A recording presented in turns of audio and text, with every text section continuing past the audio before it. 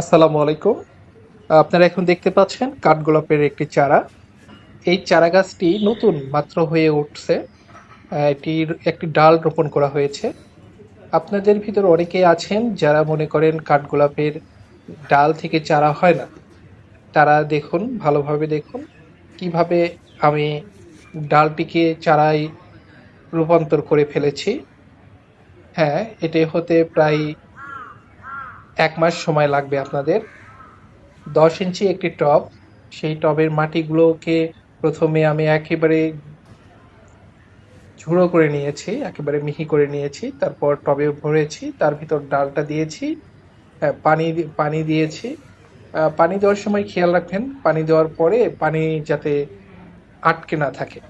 হ্যাঁ, তারপর ছায়া জায়গায় রাখতে হবে। আমি আজকে এটাই রোদে বের করেছি। এই হলো আমার চারার অবস্থা। ধন্যবাদ সবাইকে।